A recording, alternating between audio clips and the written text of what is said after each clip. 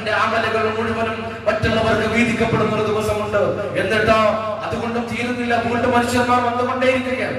അപ്പോൾ പടച്ച തമ്പുരാൻ പറയും, ഇവർ ചെയ്ത തിന്മകൾ മുഴുവനും ഇവനിലേക്ക് ചേർത്തപ്പെടുക, എന്നിട്ട് ഇവനെ നരകത്തിലേക്ക് വലിച്ചിടുക. അവനാണ് മുഫ്ലിസ് എന്ന ഷഫീഉൽ വറ മുഹമ്മദ് മുസ്തഫ സല്ലല്ലാഹു അലൈഹി വസല്ലം. നാം ആലോചിച്ച് നോക്കൂ, നാം ചെയ്യുന്ന ഇബാദത്തുകൾ മുഴുവനും നാളെ നമുക്ക് ലഭിക്കണം. അതിന് വേണ്ടതെന്താ? നിഷ്കളങ്ക ഹൃദയത്തോടു കൂടി അള്ളാഹുവിന്റെ മുന്നിലേക്ക് നമിക്കുവാനുള്ള, അള്ളാഹുവിന്റെ മുന്നിലേക്ക് ഇബാദത്തുകൾ ചെയ്യാനുള്ള ഒരു മനസ്സ് നമുക്കുണ്ടാവുക എന്നുള്ളതാണ്.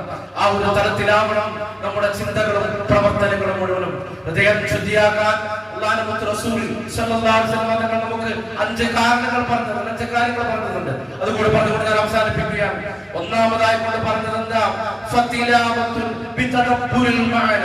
ഒന്നാമതായി കൊണ്ട് പറഞ്ഞതാ ഹൃദയം ശുദ്ധിയാക്കാൻ.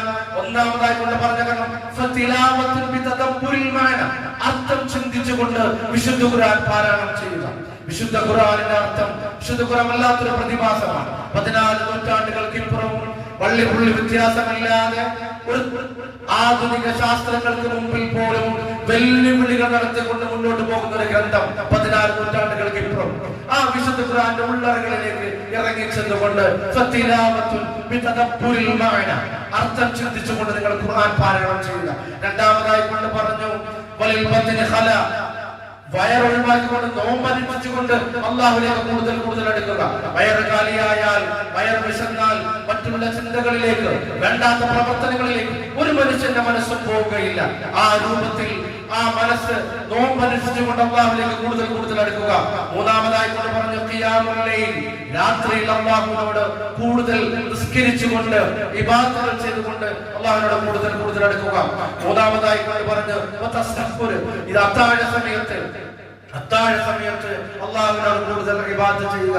താഴത്തിൽ എഴുന്നേൽക്കുമ്പോ വുളൂ ചെയ്തുകൊണ്ട് തഹജ്ജുദ് നിസ്കരിച്ചുകൊണ്ട് പടച്ച തമ്പുരാനോട് തന്റെ വിഷമങ്ങൾ മുഴുവനും ഇറക്കി വെക്കുക, തന്റെ വിഷമത്തിന്റെ പാട്ടക്കെട്ടുകൾ മുഴുവനും ഇറക്കി വെക്കുക. അല്ലാഹുവിന്റെ റസൂൽ സ്വല്ലല്ലാഹു അലൈഹി വസല്ലം തങ്ങൾ നമ്മളെ പഠിപ്പിക്കുന്നുണ്ട്, ഒരിക്കലും തന്നെ അള്ളാഹു ഇഷ്ടപ്പെടുന്നില്ല ഒരു മനുഷ്യനെയും നരകത്തിലേക്ക് ഇടാൻ.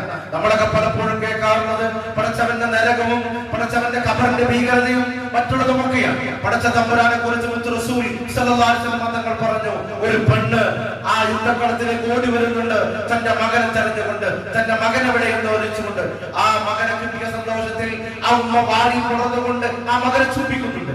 ആ കുട്ടിയെ കാണിച്ചുകൊണ്ട് അല്ലാഹുവിന്റെ മുത്ത് റസൂൽ ചോദിച്ചു, ഈ ഉമ്മ ഈ കുട്ടിയെ തീയിലേക്ക് ഇടുമെന്ന് നിങ്ങൾ ആരെങ്കിലും വിശ്വസിക്കുന്നുണ്ടോ എന്ന് സഹാബാക്കിറാമിനോട് ചോദിച്ചു.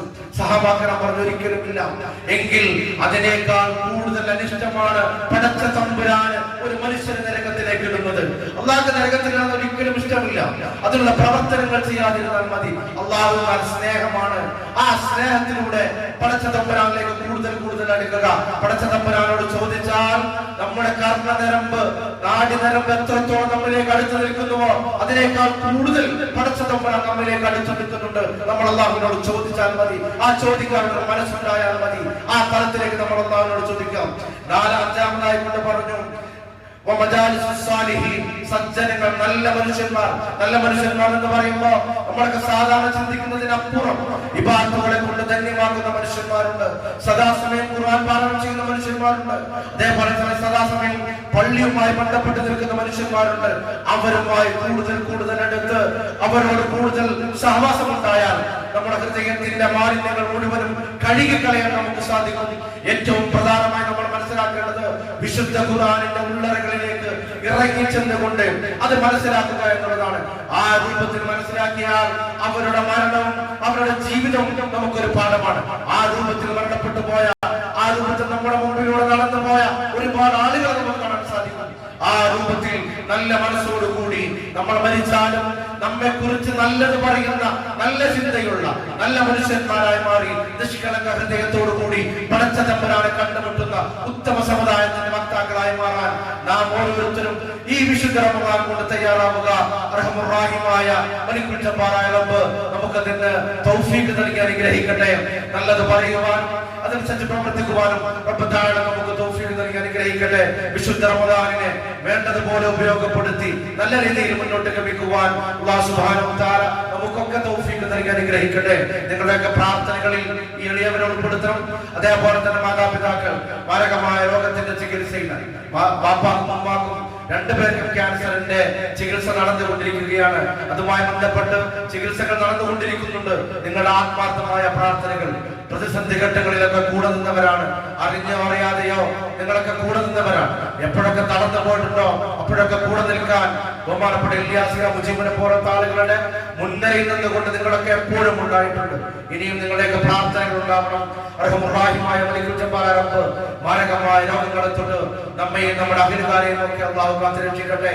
വിശുദ്ധ റമദാൻ ഗുണമായി സാക്ഷി നിൽക്കുന്ന മുത്തഖീങ്ങളുടെ കൂട്ടത്തിൽ അല്ലാഹു നമ്മെ എല്ലാവരെയും ഉൾപ്പെടുത്തി അനുഗ്രഹിക്കട്ടെ. വാഖിറു ദഅവാനാ അൽഹംദുലില്ലാഹി റബ്ബിൽ ആലമീൻ. അസ്സലാമു അലൈക്കും വറഹ്മത്തുള്ളാഹി വബറകാതുഹു.